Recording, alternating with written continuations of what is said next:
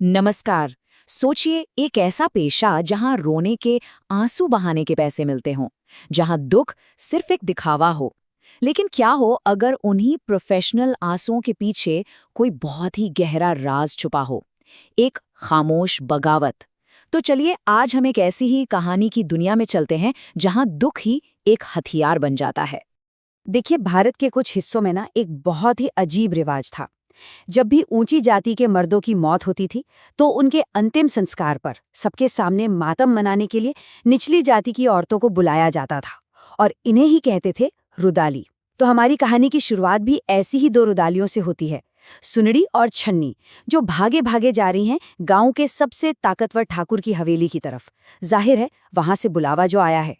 लेकिन जरा सोचिए, क्या होगा जब कोई प्रोफेशनल मोड़ना, मतलब जिसका काम ही रोना धोना है, वो अचानक से रोने से ही मना कर दे। सुनरी और छन्नी अपनी तीसरी साथी झमकी को साथ लेने के लिए उसके घर पहुंचती हैं।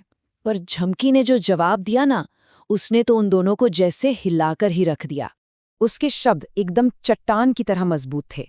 मन ने उस ठाकुर के मरने पे रोना ना आवेगा, अच्छा हुआ चला गया। अब ये सिर्फ काम से मना करना नहीं था, ये तो एक खुली बगावत थी।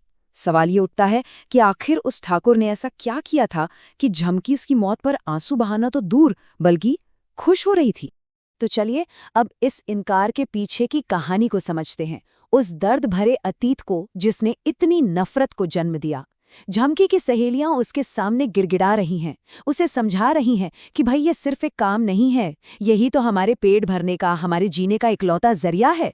इन औरतों की हालत को जरा समझने की कोशिश कीजिए। तीनों की तीनों विधवा, न कोई परिवार, न कमाई का कोई और जरिया। उनकी तो पूरी इज्जत, पूरी रोजी रोटी उनकी रेप्यूटेशन पर टिकी थी। अगर एक ने भी काम से मना किया तो हो सकता है कि पूरे गांव में उन्हें कोई काम ही ना दे। मतलब उनके लिए आंसू कोई जज्बात नहीं थे, वो तो जिंदा रहने की कीमत थे। तो फिर सवाल वही है, झमकी का ये इनकार इतना बड़ा कदम क्यों था? इसका जवाब जानने के लिए हमें कहानी में थोड़ा पीछे जाना होगा, एक बहुत ही सर्द, कड़कड़ाती हुई रात में जहां इस सारी नफरत की जड़ें हैं। ये कहानी एक पेड़ की है, या शायद ये कहना ज्यादा सही होगा कि ये कहानी है थोड़ी सी लकड़ी के बदले चुकाई गई एक पूरी जिंदगी की कीमत की। ये पूरी ट्रेजेडी ना 4 हिस्सों में हुई। सबसे पहले तो कड़ाके की ठंड। झमकी का पति बहुत बीमार था, ठंड से उसकी जान निकल रही थी, वो मौत के मुंह में था। फिर दूसरा हिस्सा, एक लाचार बीवी, घर में ना पैसा ना लकड़ी। झमकी बेचारी ठाकुर के एक पेड़ से बस कुछ सूखी टहनियां तोड़ने की कोशिश करती है और पकड़ी जाती है। तीसरा हिस्सा, ठाकुर का जुल्म। वो ठाकुर के पैरों पर गिर पड़ती है, अपने मरते हुए पति के लिए बस थोड़ी सी लकड़ी की भीख मांगती है। पर ठाकुर, उसका दिल तो पत्थर का था, वो साफ मना कर देता है। और चौथा और आखिरी हिस्सा, एक जिंदगी का खात्मा। उसी रात झमकी का पति ठंड से तड़प तड़प कर दम तोड़ देता है। और पता है ठाकुर ने झमकी से क्या कहा था? उसके शब्द उसकी बेरहमी का सबूत हैं। उसने कहा, थारो पति जीवे या मरे तू जाने। मतलब तुम्हारा पति जिए या मरे, ये तुम्हारी सरदर्दी है, उसे कोई फर्क नहीं पड़ता। और ये जुल्म का खेल यहीं खत्म नहीं हुआ। जरा सोचिए, झमकी के पति के मरने के बाद वही ठाकुर कंबल, खाना और लकड़ी लेकर पहुंचता है। सबके सामने बड़ा दानी और दुखी होने का नाटक करता है। और हद तो तब हो गई जब उसने उल्टे झमकी को ही डांटना शुरू कर दिया कि उसने मदद क्यों नहीं मांगी। ये सब क्यों? ताकि सारा इल्जाम झमकी पर आ जाए और वो गांव वालों की नजरों में महान बना रहे। अपनी इमेज बचाने के लिए क्या घिनौना दिखावा था। तो चलिए अब कहानी में वापस आज के दिन लौटते हैं। उसी हवेली में अपनी सहेलियों के बहुत जोर देने पर झमकी आखिरकार उस मातम में शामिल होने के लिए हवेली पहुंच ही जाती है। हवेली के अंदर मातम का पूरा स्टेज सेट है। रुदालियां आंखों में काजल लगाती हैं और जोर जोर से रोना पीटना शुरू कर देती हैं।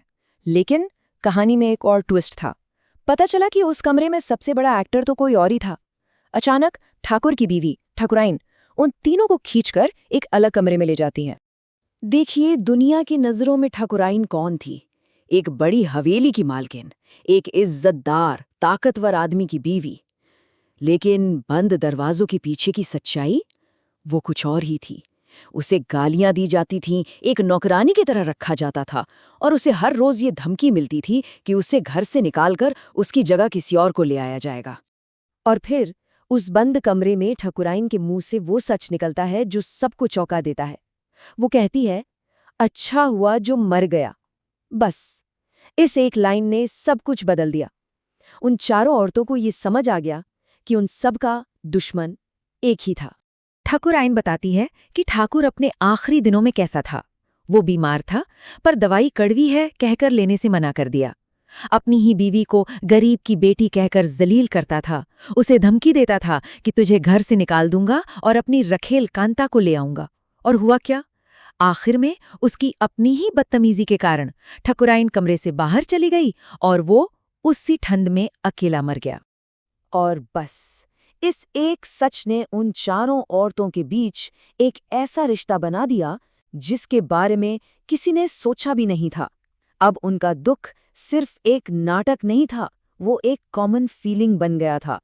और अब ठकुराइन उन रुदालियों के सामने एक नई डील रखती है, एक ऐसा सौदा जो उनके रोने धोने के पेशे को एक बहुत ही पावरफुल मकसद देने वाला था। ये एक सीक्रेट कॉन्ट्रैक्ट था। डील ये थी कि तुम्हें इतना जोर जोर से रोना है, इतना जबरदस्त मातम करना है कि उसकी आवाज़ दूर दूर तक गूंजे, और इसके बदले में तुम्हें मिलेगा अच्छा पैसा, भरपेट खाना और बढ़िया कपड़े। ये दुनिया की नज़रों के सामने एक छुपी हुई बगावत थी। और शायद इसी पल झमकी के मन में आया होगा, जैसी करनी वैसी भरनी। जिस ठाकुर ने उसके पति को ठंड में मरने के लिए छोड़ दिया था, आज वो खुद उसी ठंड से मरा।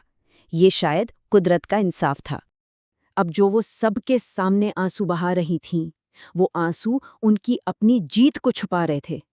उनका वो पैसों के लिए रोना अब उस आदमी के खिलाफ उनकी आखिरी जीत थी, एक मजाक था जिसने उन सब की जिंदगी बर्बाद की थी।